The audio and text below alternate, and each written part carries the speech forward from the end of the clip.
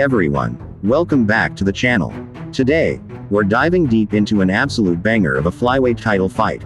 Alexander Pantoja defending his belt against the rising star Joshua Van at UFC 323 on December 6, 2025. This co-main event is going down at the T-Mobile Arena in Las Vegas, and trust me, it's shaping up to be one of the most explosive matchups of the year in the hottest division right now. If you're an MMA die-hard, you know flyweight is on fire, and this clash could steal the show. Let's break it all down. From backgrounds, styles, strengths, weaknesses, to my bold prediction. Smash that like button, hit subscribe, and turn on notifications so you never miss our UFC breakdowns.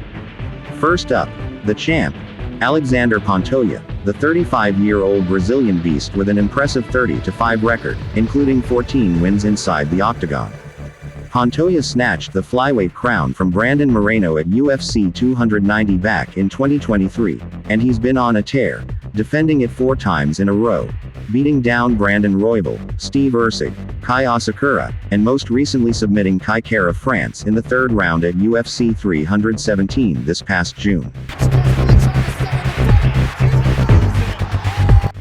He's riding an 8-fight win streak, making him one of the most dominant champs in the game.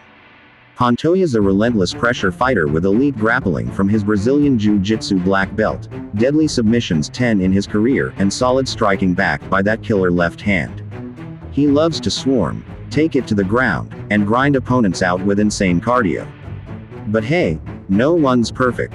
He can eat early shots if he's too aggressive, and at 35, recovery might not be as quick against younger guns. Right hand at the top. Now, the challenger, 23-year-old phenom Joshua Van from Myanmar, boasting a 15-2 overall record and 8-1 in the UFC, meaning he's crammed 9 octagon appearances into just 2 years. Van kicked off his UFC run with a TKO loss to Charles Johnson, but he's flipped the script with 5 straight wins in the last 11 months, capped by a thrilling decision over Brandon Royval at that same UFC 317. This kid's a high-volume striker with killer Muay Thai roots, blazing speed, rapid combos, and those vicious knees in the clinch. His strengths: elite footwork, distance management, and endurance that keeps him firing on all cylinders for 5 rounds. He's got solid takedown defense too. Weaknesses: limited experience in championship waters, and his ground game isn't on Pantoja's level. He's only got 1 sub win ever, so getting dragged to the mat could spell disaster. What makes this matchup epic? It's a classic veteran grappler versus hungry young striker showdown. Pantoja's gonna press forward, hunt for takedowns, and dominate on the canvas with subs or ground and pound.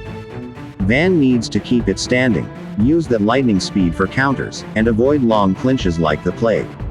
They had that intense stare-down in the octagon after their wins at UFC 317, and Dana White locked it in right away because both guys were begging for it. Betting odds have Pantoja as the favorite at -260, with Van the underdog at +220. Bookies see the experience edge, but Van's got that upset potential. The MMA community's buzzing. Some say Van's too fast and could knock Pantoja out cold, while others bet on Pantoja's ground control. Heck, there's even chatter that Van's youth and momentum could pull off the shock. My prediction: I'm rolling with Pantoja via unanimous decision. His title fight savvy will shine through. He knows how to weather the storm over 5 rounds and neutralize that striking with his grappling. But don't sleep on Van. If he keeps it on the feet, we could see a late TKO upset. This one's got fireworks written all over it. I'm rating it a 9/10 for pure excitement. That's my take on Pantoja versus Van. Who you got winning? Drop your picks in the comments. If you dug this breakdown, share it with your fight crew, and we'll catch you in the next UFC video. Thanks for watching. Peace.